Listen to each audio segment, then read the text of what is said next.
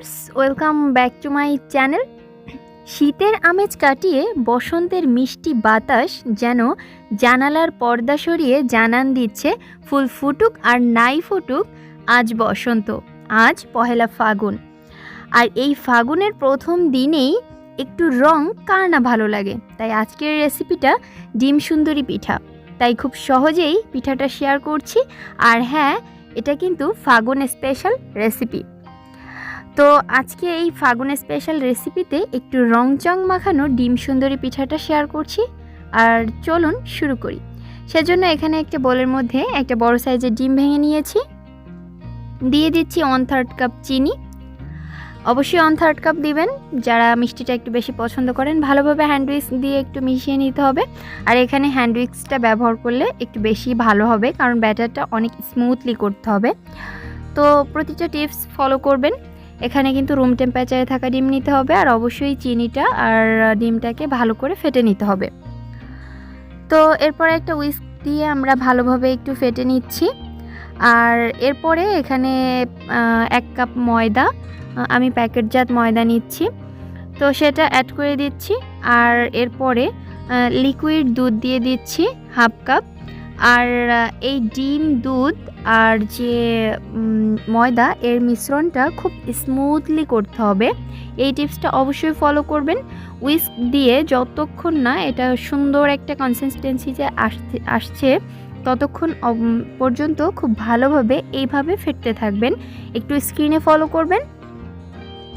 তো আমি ভালো করে মিশিয়ে নিচ্ছি আর স্মুথ একটা ব্যাটার করে নিচ্ছি। এই ব্যাটারটা কিন্তু ঠিক দেখতে কতটা ঘন হবে আমি একটু পরে দেখিয়ে দিচ্ছি। আর এখন কিন্তু অনেকটাই আপনারা দেখে বুঝতে পারছেন। তো এবার এই ব্যাটারটাকে আমি 2 ভাগে ভাগ করে নিব। সমান 2 ভাগে ভাগ করছি। আমি অন্য একটু চামচ দিয়ে দেখিয়ে দিচ্ছি। এটা দেখতে গোলাটা ঠিক এরকম হবে। তো আমি 2.5 চামচ করে 2 বাটিতে রেখেছি। মানে আমার এটা হচ্ছে চোখের অনুমান আর কি। তো একটাতে আমি একটু পরেই একটু ফুড কালার মিশাবো, সেটা আমি পরেই দেখিয়ে দিচ্ছি। এর আগে অন্য একটা বাটিতে ডিমের একটা পুর করার জন্য একটা ডিম ভেঙে নিচ্ছি। আর তাতে কিছুটা লবণ আর হচ্ছে চিনি দিয়ে দিচ্ছি।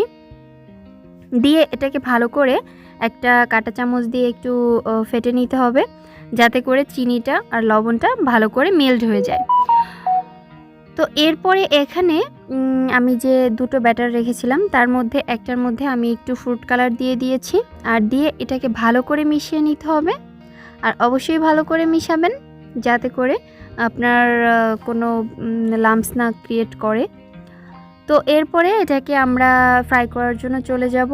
আর এর আগেই আমি একটা প্যান চুলায় বসিয়ে সেটাকে প্রিহিটেড করে রেখেছিলাম।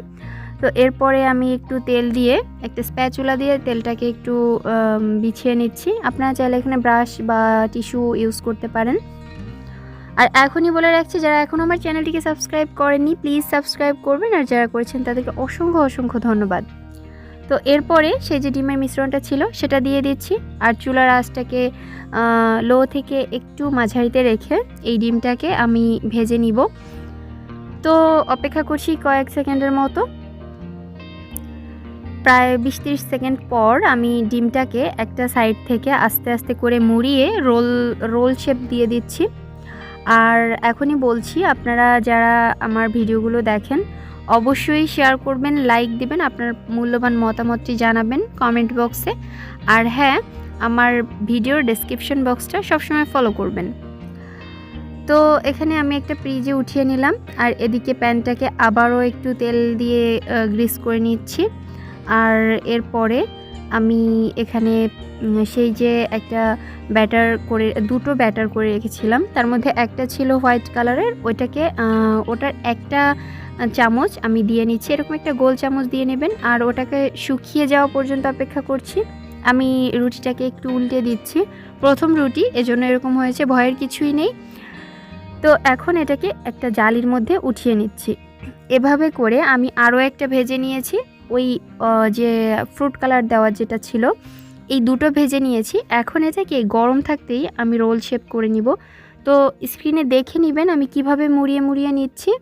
একটা রুটির মাঝামাঝি আরেকটা রুটি রেখে ডিমটা দিয়ে তারপরে আবার একটু করে দিচ্ছি, আবার আরও একটা রুটি ভেজে এনে আবারও একটু মুড়িয়ে নিচ্ছি। তো এভাবেই সবগুলো ব্যাটার আমি সবগুলো রুটি এরকম করে নিয়েছি। লাস্ট এই রুটিটা ছিল, তো এটাকে আমি এবার ভেবেছিলাম যে এভাবে মোড়াবো, কিন্তু পরে ভাবলাম যে না, এটার মধ্যেই এই রুটিটা বসিয়ে দিই আর খুব ভালো করে একটু মুড়িয়ে নিচ্ছি। মুড়িয়ে আমি এটা এবার একটু ছুরি দিয়ে কেটে নিব। তো এই নাইফটা যদি একটু ধারালো টাইপের হয় তাহলে খুব ভালো হয়। তো আমি দুটো মাথা একটু কেটে আলাদা করে রাখছি। এই দুটো মাথা কিন্তু কোনো পিচের ভিতরে পড়ে না। তো যা হোক, আমি এখন এখানে পিস পিস করে কেটে একটু সার্ভ করে নিচ্ছি। বানানো হলো আর কাটা হলো, সব কিছুই তো হলো। এবার একটু খাওয়ার পালা। আর খেতে যে কতটা মজার তখন আপনারা নিজেরাই যখন বানাবেন তখন অবশ্যই দেখবেন, আর বাসায় অবশ্যই ট্রাই করবেন। তো আজ এ পর্যন্তই, সবাই ভালো থাকবেন, আমার ছেলের জন্য দোয়া করবেন, আমার চ্যানেলটিকে সাবস্ক্রাইব করবেন। আল্লাহ হাফেজ।